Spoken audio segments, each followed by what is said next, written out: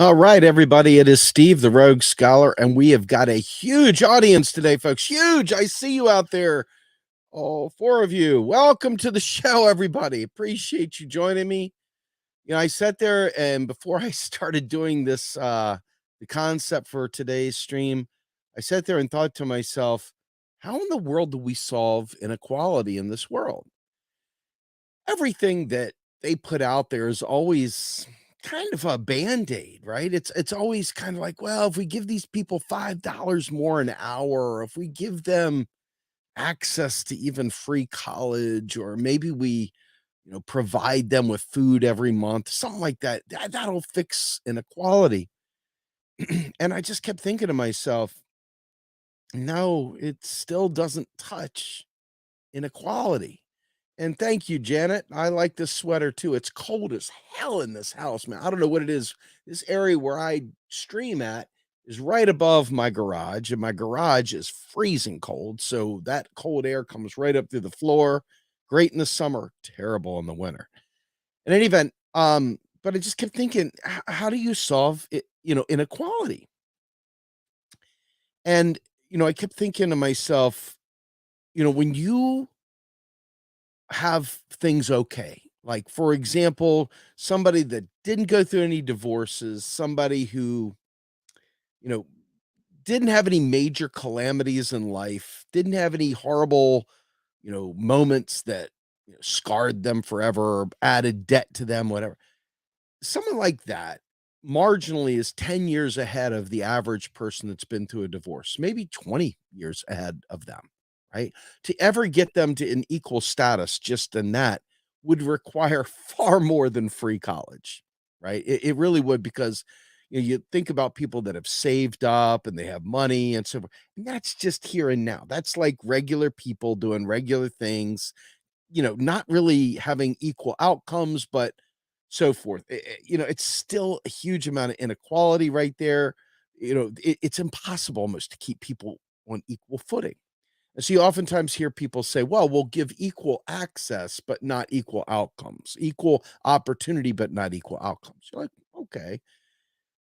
But then you think to yourself, if my mom and dad save $10,000 and they hand me $10,000 when I walk out of high school, I got 10,000 bucks in my pocket and I've got very little expenses. Has that changed my life significantly? And then you think to yourself, well, at what point, if mommy and daddy left me a bunch of money, would I be at a point where I didn't have to worry about working again ever at all? If I could just simply, you know, live my best life without worrying about having a job. At what point does that generational wealth transfer have to take place? I don't know the answer to that either. But each step along the way, when we talk about trying to normalize outcomes so everybody has an equal opportunity, equal, you know, opportunity to pursue life and happiness and so forth, you can never get there, because ultimately people are bringing whatever they inherited, whatever they were given, had no fault or no good deed of their own. They were able to somehow or another luck into the lottery of birth. Mommy and daddy have access, they have connections, they have good health, they've got lots of money saved up, they get to spend lots of quality time with Johnny and Susie to do their homework, whatever. Again, how do you equal out those outcomes? How do you make that equal even? And each step along the way, I realized that you have to do an awful lot. You would have to squash the top to keep them from growing. You'd have to claw back generational transfers, and you would have to do an awful lot to ensure some form of equality. Because otherwise, I want you to think about this. My mom and dad, neither of which ever went to college. Neither of my parents went to college. Both of my parents were very much blue collar people. They were working blue collar kind of craft jobs. They never, ever, ever had anything to really hand off to me at all. And so when I got my degrees, I had to rush out to get student loans. I had to do a bunch of things just to get in the game. Okay. Now, people that do the kind of work that I do, that didn't have to take on 100,000 in debt or whatever, we maybe we're making the same amount of money, but are we living the same life? And the answer is absolutely not. I'm paying back. I have a huge amount of debt from that, right? So there's no equality there. And you say, well, you had equal opportunity. Well, no, we didn't have equal opportunity because I'm sitting here carrying debt. So I've got to do a bunch of different things. I got to make different decisions. My ability to hand off generational wealth to my children is impossible. I have no generational wealth to transfer. The only thing I have really to transfer is generational debt, right? So I just keep thinking to myself, well, that's just on the normal side. These are like, normal people problems, so to speak. But what happens when you're dealing with extreme poverty? Or what happens if you were once a slave and you were promised 40 acres and a mule, and the people that you enriched are off to the races? They're a couple hundred years ahead of you in terms of transitioning generational wealth to the next child, to the next child, and so forth. And you have no generational wealth whatsoever, even though you worked your ass off to develop all the stuff that this person now has all the money, it's not just money. Money is almost the least important thing. It's a matter of access. It's a matter of all the things that you come already with, you know? And you think about families that have had money or power for a century or two. Hey, lead a life that is you could not catch up. There's no way to create equality there, with the exception of like guillotines and jails, gulag, right, Johnny? Whatever it is, we don't have any means of creating equal access, equal outcomes, equal opportunity, even in that space. Because think about it, when you're going to school and you have to do your homework, and you don't have a lot of knowledge and you don't have a lot of good family support, maybe they're both parents are working, whereas, and the rich kid, their, nanny is basically trained in calculus and trained in, other forms of maths, and they have access to every possible advantage. There is just no way of equalizing that. And I see the rich, they're always fighting. There's like, nobody owes you a living. Nobody owes you anything. I think to myself, that's true. And I thought to myself also, it's like, imagine us starting a race and pretend like you were one of the slaves or the freely freed men from slavery, and you're sitting there we're getting ready to run a relay race, and we're at the line, and the weak scumbag over here that has money and owns the plantation, etc., they go ahead and they shoot the gun and they say go, and that guy starts running, jogging around the track, and the slave is sitting there with a big, huge bungee cord tied around their waist. People holding them back, and they're running, they're pumping their fists, they're kicking, they're running, they're trying, but they're going nowhere.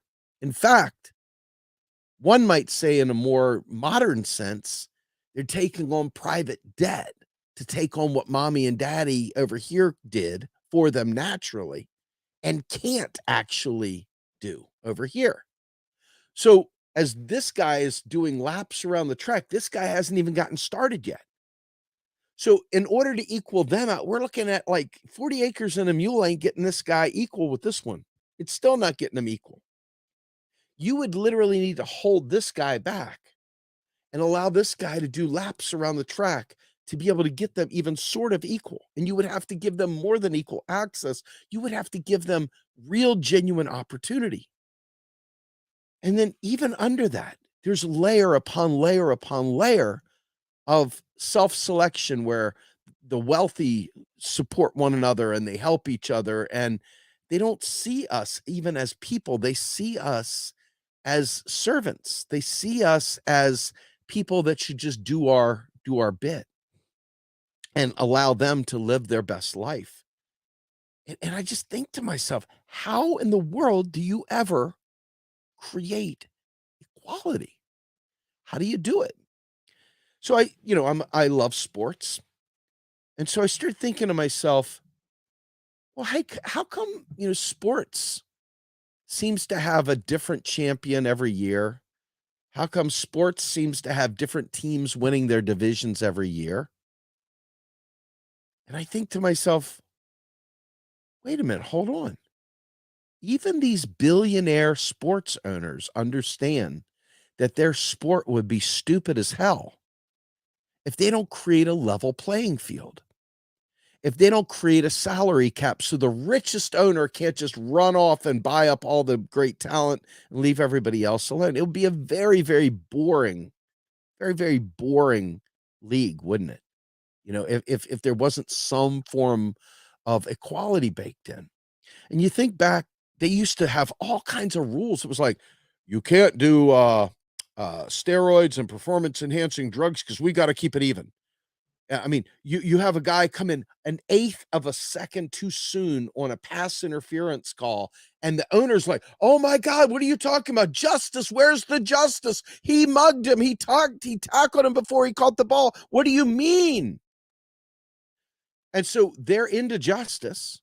They're big time into justice. They're big time into addressing, inequities in the system, right? I mean, that's what you see in the sports world. And then you think to yourself, well, so these teams that basically have an owner that only has $4 billion are really getting their ass kicked by these owners that have $100 billion, right? How do they win that? They have better facilities. They have a better training facility. They have a better locker room. They have better amenities. They have better nutrition program. Their stadium is better. Their whatever, but they all revenue share. The rich owners share their revenue with the poor owners. They still do this. You know what I'm saying? I think to myself, it's like, how do you balance out? How do you create that? Well, they already know that a league that is not baked into some leveling of the playing field will absolutely produce shitty results. Yet when it comes to life, they ignore this very concept. I mean, I've been playing with this nonstop, thinking about it. It's like, how do you fix that in society? And you think, okay, so who is going to voluntarily say, hey, take my stuff, stop me from growing, please make sure that I'm taxed at 100% because I don't need to accumulate any additional wealth? No, I can't think of anyone. I can't think of a soul that would do that. And so I'm left with this idea that inequality cannot happen by asking nicely. Inequality can't be fixed by asking nicely because people are going to say no. They're just going to say no. And each step through this process, I think to myself, you know, the team that does the worst in the NFL gets to draft first in the next year's draft. They already have it set up so that they can replenish and that the cycles continue.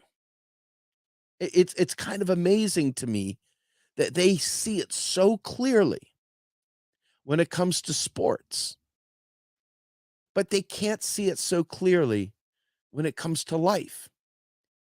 The experience of regular people on a daily basis could not be any more different depending upon where you come from. Now, think about a family that sits there and teaches their children all about investment, all about the business world, all about the things that they have within their network. By the way, Shane, thank you so much for the super chat. You hit the nail on the head, brother. The rich get to inherit generational wealth and network connections. People like us get to inherit generational debt and trauma. And those who are even worse off, all we do plus generational poverty. It's insane. Absolutely, brother. Thank you so much for the super chat too, by the way. But you think about it, it's like there's a point where someone's money automatically makes them more money, period. I don't know where that break point is, whether it's 1 million, 5 million, 20 million. I don't know what it is. 100 billion, whatever that number is, there's a point where people stop worrying about the day to day of making their electric bill, of worrying about their house being paid for, of worrying about healthcare, etc. There's a point where the living doesn't matter. Now it's just a matter of accumulating numbers in a ledger somewhere. And I think to myself, how do you balance that out? How do you fix that? And to me, it's like I always go back to, we would almost need a cataclysmic event to occur to make sure that everybody is wiped clear of any kind of past inheritance, to make sure that no wealth is transferred, to make sure everybody starts at zero, and to ensure that people only get like I remember back in the day when they had those call-in shows where it's like, if you call the radio station and you win 2 prizes this month, that's it. You can't get any more prizes, so you have to get somebody else. And sometimes when you see, you know, television, programs do kind of a contest, they'll say, "No one from within the family, or workers at the company can qualify to be a part of this," whatever. I just think to myself, there is just literally no legitimate way of balancing things to make an equal society, no matter what, because it's not gaugeable in dollars. It's not gaugeable only in dollars. And I think to myself, well, okay, well, if that's the case, then what is it that we think we're solving for? You know, I think about this at a global scale, and I think about the fact that groups like the United States, you oftentimes hear these libertarian types talking about, well, if we're all equal, then how come Africa is so far behind? And I think to myself, well, dude, if you look at colonization and you look at the oppressors up north and you look at how we suckle all the freaking intellectual property and all the real resources, you name it, out of Africa, and we keep them a colonial state and we don't invest in them, we don't allow them to expand their wings and become what they want to be. Well, it's no wonder there's huge national to national inequality as well through colonialism. And you look at how the system then is set up to ensure that that imbalance stays there forever. And that's through structural adjustments at the IMF as they branch out into the rest of the global south. Each step along the way, there is gap psychology at play. There is gap psychology all the way through this. And it's like, how do you measure yourself? By the distance between you and someone else monetarily. But you also can do it by lifestyle, by what you have access to, by what you have immediately at your disposal, by if everything shut down, how long you could survive versus someone else survive.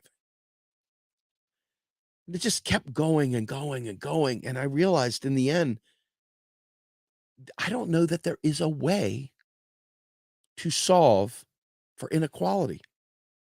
I really don't. Because as long as these networks can be transferable, hey, Johnny here, I was a pledge. Johnny here, he should be able to get into the school now and have all the access to all the network too, right? So what happens to everybody else that doesn't have access to the network? They literally languish. Thought to myself, I'm scared to death to invest. I don't know what to invest in. I can read all day long, but I know that a lot of the stuff that's out there for you to read is propaganda.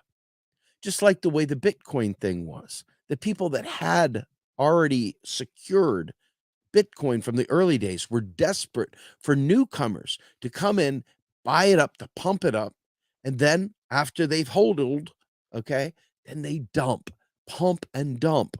Okay. There's always looking for some new person to come in and steal away, right? Steal away. So even in that space, there's just no way of bringing about equality because I had no idea how to invest. I have no idea what to do.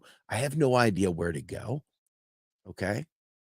But if you have context and if you have connections, they prevent each other from falling into the hole. They keep each other above board. And this is why you see a lot of elitists uh, in academia that flock together and maintain social networks together, and they keep others out. You see this in professional work. You see this in all forms of society. But the difference is, what are you getting out of that elite, secure network? You know? And in the end, if it can't be distributed to everyone, how in the world would you create an equal society? I just don't know how you do it, short of not allowing generational wealth to be passed on. What happens if all the wealth you acquire in this lifetime can't be given to your kids, can't be given to your grandkids, can't be handed off, has to be broken up and sold off like a monopoly being busted up? Like the Bell system being broken up. When you die, your stuff gets given to charity, your stuff gets given away to whoever. I don't know. I really don't know. But I do know this. If we don't find a way to solve that, it won't matter how many programs we give people. It won't matter if we give people, dental care and we give people health care. In the end, the gap continues to grow and grow and grow. The inequality is so severe, and no one will voluntarily give up their privilege. So that leaves you with a couple ideas, a couple thoughts. Number one, does revolution get you there? And if it would, how would you ensure that everyone remained equal? How would you ensure that the bad guys didn't end up getting on top because they have access to more real resources, even after a revolution? How do you secure equality for all? I don't think you can. I don't know how to get there. But again, they had a remarkable stat that I think it was since 2000 and I don't know, like the last 20 some years, the NFC East, which is a football division, which the Commanders and the Eagles and the Cowboys and the Giants are in, had never had a repeat division champion in like 20 years. And the only way you can really understand that is the system that they've built really truly forces equality by, you know, you get to pick late in the round. If you had a good year, you don't get top of the thing. You get at the back of the order. If you had a really bad year, you get to pick at the top of the order. So you're always replenishing the best talent. The worst teams get a crack at the best talent, and the best teams have to wait to see what's left. And so rich people do understand that life without guardrails, without regulations, without ensuring that people have access to things, it's going to be a very, very boring, destructive thing. It's not going to be what they want it to be. The league would dry up instantly. There would be no league anymore whatsoever. So, I mean, I remember years ago when the New York Yankees were always at the top. They were always winning. They could buy the best talent. Players desperate for their contract to expire so they could sign to finish off with a golden parachute from the New York Yankees. And to some degree, the haves still have it in baseball. But with the salary cap, ensuring that the rich can't just buy up a championship constantly, with the kind of penalties that they have baked into their bylaws and the way they do things, I mean, there is at least some form of shared prosperity, which I think is interesting. And yes, I love that CLR James quote right there. I'm going to put that up there. I think CLR James said it best: the rich are only defeated when running for their lives. And that's kind of where I'm getting to there, right? We just, in the end, they give enough people enough wealth, enough of a head start, if you will, to make sure that the remainder, who are there simply to serve the elite, serve the rich, they give just enough to them to keep them from ever uniting, to fix this, right? Frequently, I look back at, Bacon's Rebellion, which is one of the very first examples of a kind of a revolution that took place as a workers' revolution, a 99% revolution. It was not the elites, and it was people from different walks of life. And they came together to fight against the elites.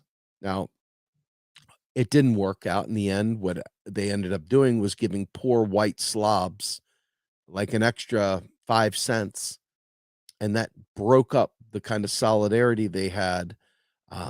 And the slave revolts, etc. They just broke it up. They were able to break it up by giving the poor white people a nickel more, just enough to separate them, because it was gap psychology. How can I give them benefits and take away those from these other people? And so, one might say, and I'm not prepared to say this, but one might say that capitalism cannot survive without a full, forever oppressed lower class. An oppressed lower class. It really ends up coming down to capital requires poverty.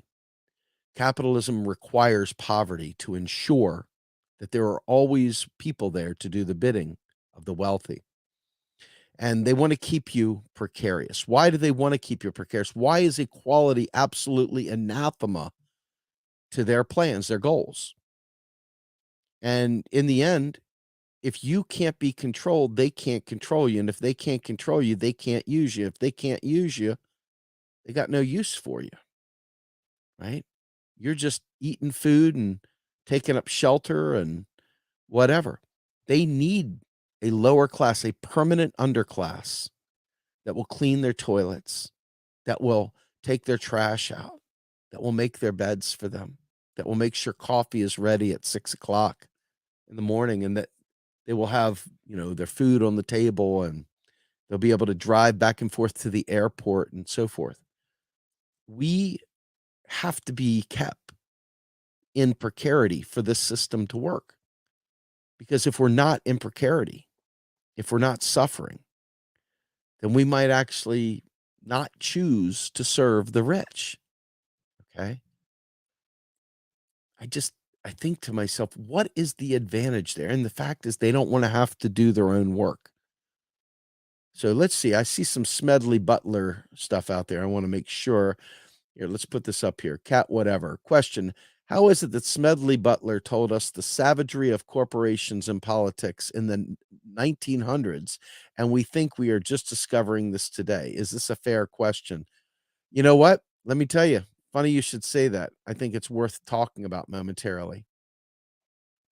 The real story there, if you think about it, and I think this is really actually kind of funny, if you understand modern monetary theory, they knew in the 1900s, they knew in the 1940s, and they knew throughout that taxation, and going back to colonial times, they knew that the government did not require taxes to fund itself.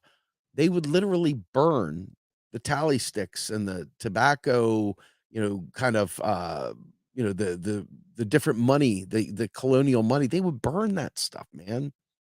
It wasn't used any more than a coupon is, or a ticket is, for a concert. And the ticket, once you've used it, it's no good anymore unless you just want to save it in a memory book somewhere. So, but now all of a sudden, idiots running around telling everybody that taxes fund the federal government, that they reuse your tax dollars to fund the federal government. And I think to myself, if that's the case, where did the money come from to begin with? Well, the money came from the federal government. The government authorized it. Where'd the Fed come from? The government created it. And I just keep thinking to myself, the very things that you're talking about, when it comes down to, Smedley Butler and the corporations and politics and stuff, people forget what's not immediately under their nose. And we are just smothered with propaganda telling us that these things are good and that corporations are our friends, and that if we don't make sure corporations are good, that we will suddenly be without jobs. So we got to be thankful for the job creators, the corporations, etc. And so they have done a great job of screwing our brains up and forcing us basically to unlearn the things that were once learned and, make us basically ignorant fools, right? An idiocracy of any merit. So I do want to touch on this real quick. Rich Four puts out Jason Hickel has written a lot on this. His new article, Capitalism and Extreme Poverty, a global analysis of real wages, human height, and mortality since the long 16th century is essential reading. It is. And I believe I actually read it on this. I believe I read it on here. And he is one of my favorite people in the world, one of the best interviews I've ever done. I don't know if you all paid attention to my Macro and Cheese podcast. But if you haven't, I'm going to go ahead and bring something up here real quickly so you all see. Because I feel like, sadly, as many things as I do with Jordan on Status Quo and as many things as I do on all these other networks, I really don't think, sadly, that a lot of people know or even listen to the work that we do. And that's a little bit heartbreaking. I'm not going to lie. I'm just going to tell you straight up, a little bit heartbreaking. So I'm going to go ahead and share my screen momentarily. And hopefully, this right here will allow you to better understand all the people that I've interviewed so that you can look back. And the interviews that I do, so you're aware, are not the kind of interviews, by the way, that are, hey, that was like a year ago. No, the interviews that we do are intended to be forever green. Okay. We don't do current events, pop-up stuff. We try very, very hard to do things that really matter. I'm going to show you the rest of this, but I'm going to do a quick search. Find in page. I think that's it. Find. And we're going to say Hickel. I got this most recent one I did was with him in August, and it was Please Look Up. I'll show you that real quickly. Jason Hickel is one of my heroes, by the way. And the subject matter for this particular show is show notes right here. You can see transcripts, extras, download. But near the start of the episode, Jason Hickel raises Noam Chomsky's position that the urgency of the climate crisis is so dire, it will have to be dealt with under capitalism. There isn't time to transition to socialism. Hickel disagrees. Capitalism is incapable of handling the problem. So this is one of the interviews I did with Jason Hickel. The other one that I did, let's go ahead and find that real quick.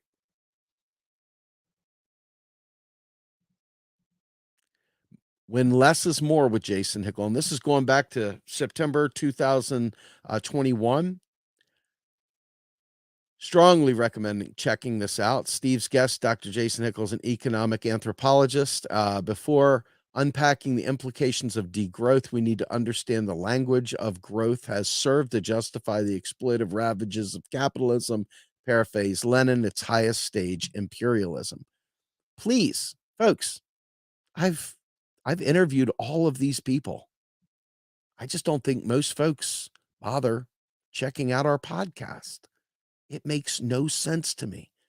We got cool stuff going on, man. We just had John Kiriakou, we had Brett Scott, we had Bob Hockett, Bill Mitchell, Clint Bollinger, Tyrone Keynes, had Fadl, we had Tom Fozzie, we had Clara Mattei. I had people constantly sending me Clara Mattei's YouTube interviews. And I think to myself, guys, you ever listen to my interview with Clara? There's Devarian Baldwin, there's Ben Norton, Neil Wilson. And look at 18 more pages of these album covers. Look at that. We've talked about Pakistan with Akhtar Afzal. We've talked about Italy with Ivan Invernizzi. We've talked about Medicare for All with Fadl Kaboub. We've had Randall Ray come on, which we just had an RP Live. We've had great writer Cory Doctorow. We've had labor union organizers, key leaders. We've had all kinds of folks, authors, economists. There's Jason. There's David Keith. Look, we even looked at geoengineering, folks. Talk about what if they lose faith in the dollar with imports, exports with Bill Mitchell. I mean, so many. More Hockett, more Scott, Steve Keenan, Michael Hudson. I mean, I just don't understand why people don't listen to this. It's killing me. Look at this, folks. Iceland, Pakistan, you name it. The Fed, talking about the Fed's crash landing and inflation. I mean, we went through all of China here. Went with the Cultural Revolution, the Civil War, and the Great Leap Forward, and the Sino-Japanese War with Carl Jha. 3-part series on China, E-Cash Act. We've even talked to people that were capitalists talking about investing in green energy. Talked about England, finding Moser there too. Bullshit jobs. Freaking folks, do I have to beg you to check it out? We've gone to China. We've dealt with India. I mean, dealing with all the bullshit critique you guys hear constantly about MMT. We've addressed it. I mean, here, more China. There's Warren Mosler. There's Stephen Hale. Australia. I mean, we're dealing with everything. There's Spain. I've been around the world. There's blockchain. Here's 9/11. We've even gone the anarchist route. And just because right here, Michael Albert looks like our producer, Andy Kennedy, there's no relationship. But we've even had Parag Khanna come on. I mean, look, Germany. Talk about China. We've even had local, we were dealing with the school boards and dealing with COVID crisis. National parks. We're dealing with Social Security. Every freaking thing. We even had John Yarmuth, the head of the freaking Democratic's budget committee. Scotland. I mean, folks. Anyway, I'm done showing it. Folks, please, by all means, there's just no reason people shouldn't be checking this stuff out. You can do it while you're freaking washing clothes, taking a crap, going for a bike ride. It's audio, so you don't have to stare at it and watch. You can just listen. It's all right there. Tons and tons of good stuff. Anyway, with that said, inequality is so just absolutely crushing, because without ensuring that everybody has access to the things we need, and without ensuring that they have access to opportunity, there's no way to change society for the better. And it seems like right now, most people that would fight for it don't feel like they have any power.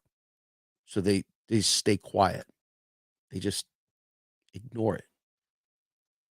They just figure it's too big. They can't do anything about it. And the people that are living their best life, they don't care. They're not looking at you. They're not wondering. You are simply just another unfortunate soul down there at the bottom waiting to serve their needs. So with that, I just want to thank you guys for being a part of our world, being a part of Real Progressives. It's very, very hard work, to be honest with you.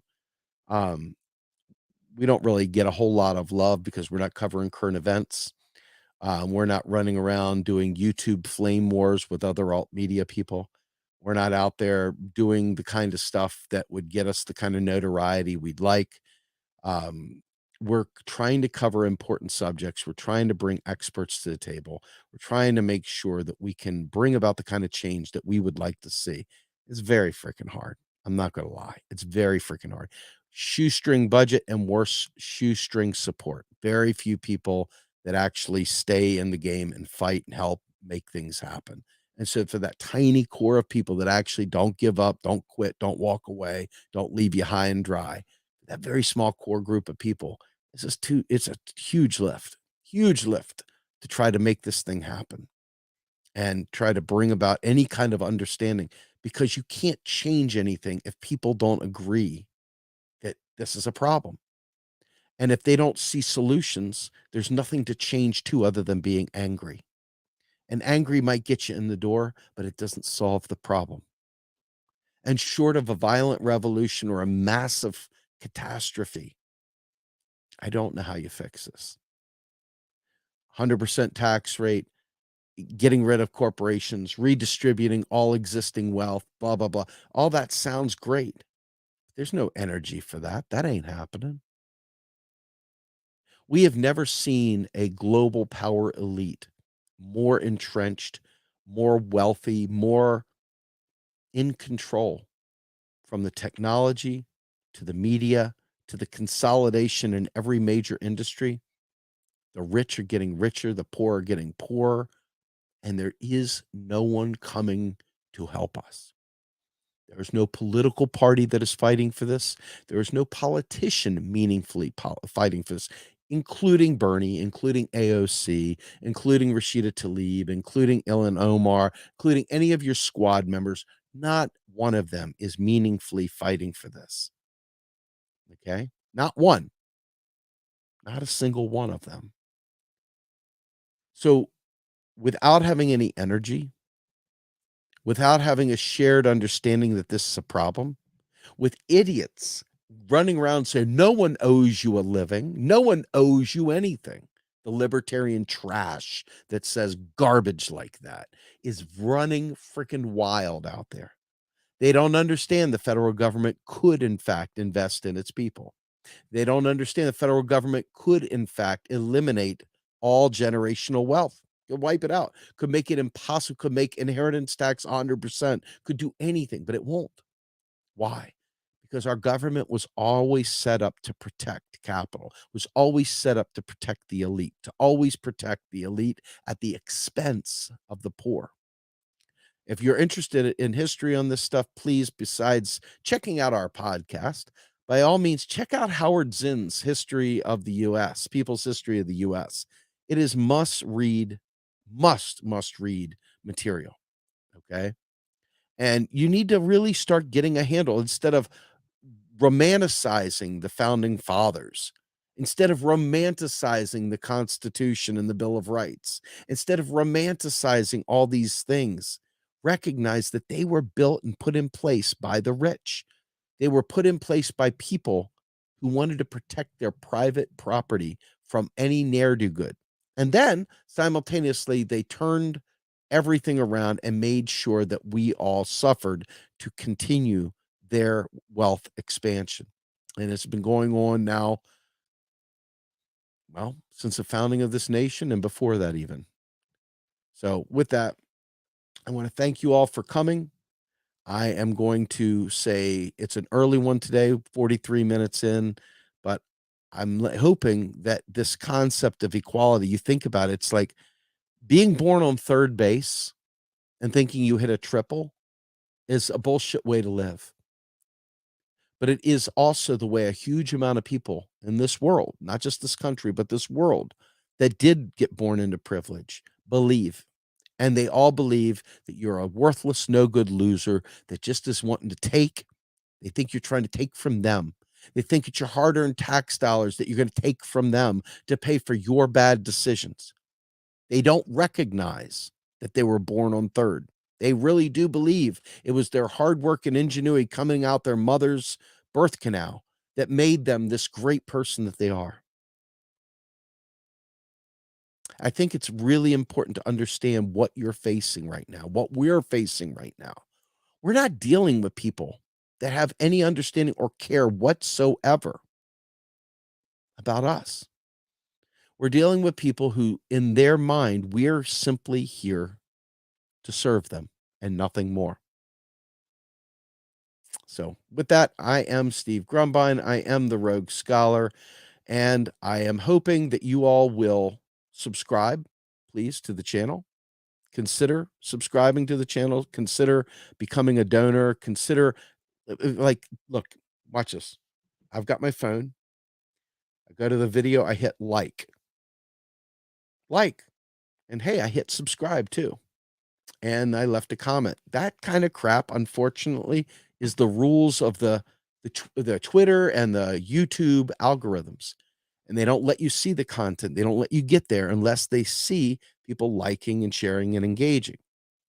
So I'm hoping that while I'm showing you these fancy little subscribe and, like and blah, blah, blah, that you'll really do that because we need you to do that. Not because I want you to be able to watch a video and not worry about did I like and click and share and blah, blah, blah. But the reality is even though it seems boring and gratuitous, the algorithms, the platforms, the way they do this stuff, smaller platforms like ours with under 15,000 subscribers end up being choked and literally kept on ice.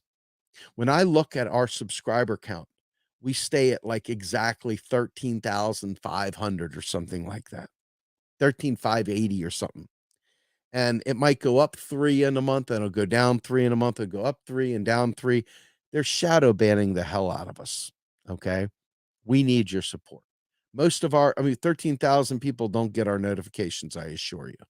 13,000 don't even know we exist anymore. They maybe liked us 5 years ago, 7 years ago, whatever, but we don't get that gratuitous pass by. And with all the shows I'm on, all the other platforms that I go on, you would think you'd see a huge bump. People always, "Oh, I love this. This was great." Yet we don't see the uptick. So please become part of the solution there and help us by liking, subscribing, and sharing our content on social media, be it Twitter or Facebook. But by all and Mastodon, by all means, don't just ignore sharing it though. We really need you to. And if somebody sends you this kind of thing in a Facebook Messenger, please do me a favor, just for all. Don't give the thumbs up and just say, "Hey, gotcha, man." That thumbs up is kind of like a meh. We need you. It's like activism. We're saying, please share this. So if you're an activist and you think there's value, please share it. If you don't, I guess you're letting us know you don't see value. So anyway, there's another thought right there. Pull yourself up by your bootstraps. And with that, I am going to be, am I out of here? Let's see if I'm out of here. Am I out of here? I think I'm out of here.